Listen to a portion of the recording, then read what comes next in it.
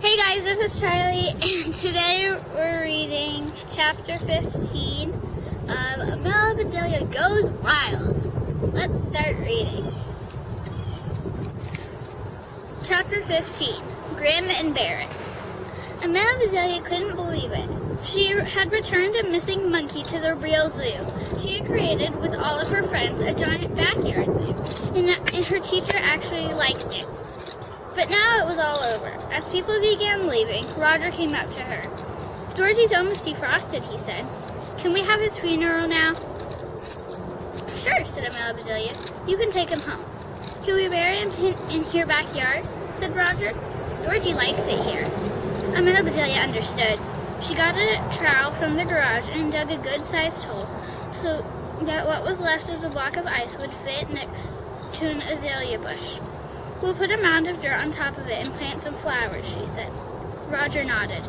"Amelia Bedelia," he said, "would you please say a few words about Georgie?" Amelia Bedelia did not expect that. Georgie had not been her pet. But then she thought, why not? After learning about animals, thinking like a monkey, and building a zoo, Amelia Bedelia was pretty qualified.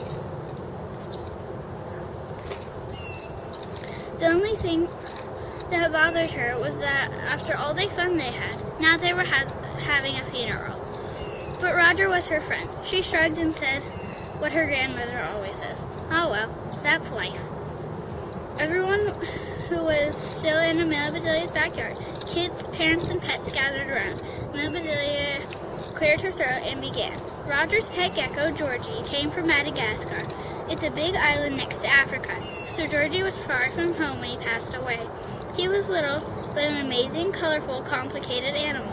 Roger really loved him, and when he died, Roger kept Georgie in a cold, dark place until he could give him a funeral like he deserved. But first, Georgie spent today teaching kids about animals. Now he's ready to rest. "I'll plant forget-me-not flowers on top of you because none of us will ever forget you, Georgie." Amelia Bedelia turned to Roger, who was holding the block of ice. Then Roger did another thing that Amelia Bedelia had not expected. He gave Georgie a kiss. No one looked away or squirmed or thought, "Ew, Roger just kissed a dead lizard." No, this was a last kiss. Goodbye. Goodbye and thank you forever, my friend. Some kids began to sniffle. Some grown-ups' eyes glistened. Even people who had never had a pet were moved by what Amelia Bedelia said. What was true for Georgie was true for all animals. And there were all amazing miracles, just like Georgie had been. There was nothing much to say, but no one felt like leaving either. Everybody just wanted to stay right there, next to one another. Amelia Bedelia's mother gave her a hug. "Nice job, sweetie. I'll go get some snacks. Your friends can hang out here until the cows come home." Moo! A truck was backing into the driveway. The sides were painted with fruits and vegetables and a sign that read, "Uncle Fred's Farm."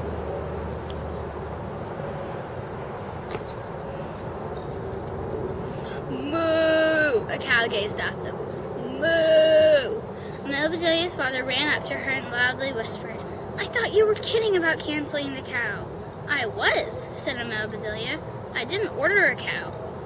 Wade's Uncle Fred got out of the truck and introduced himself. "Just stopped by to pick up my nephew and my sheep," he said. "I can loan you Gertrude here if you'd like to have a cow." "That won't be necessary," said Amelia Bedelia's mother. "My husband has a cow every day this week." Uncle Fred chuckled. Amelia Bedelia had no idea what her mother meant. She figured that her father's cow must be with his goat. As Uncle Fred loaded the sheep into his truck, Amelia Bedelia's father said, "I'll miss that fuzzy lawnmower. Now I'll have to mow the grass again." That night after supper, Amelia Bedelia and her parents sat outside on the patio with Finally, who smelled a little bit like skunk.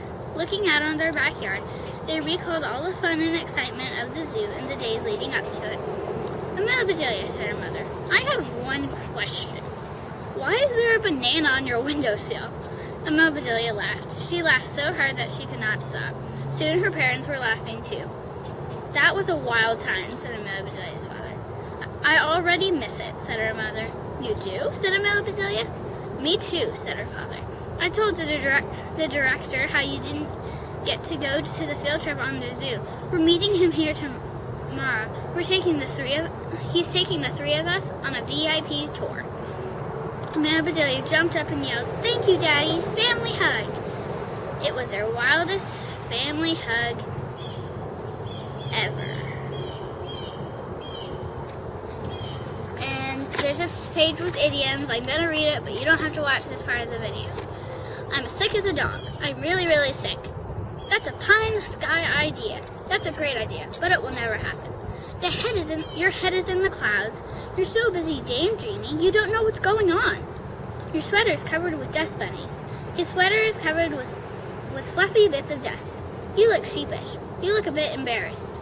Are you trying to get my goat? Are you trying to upset me?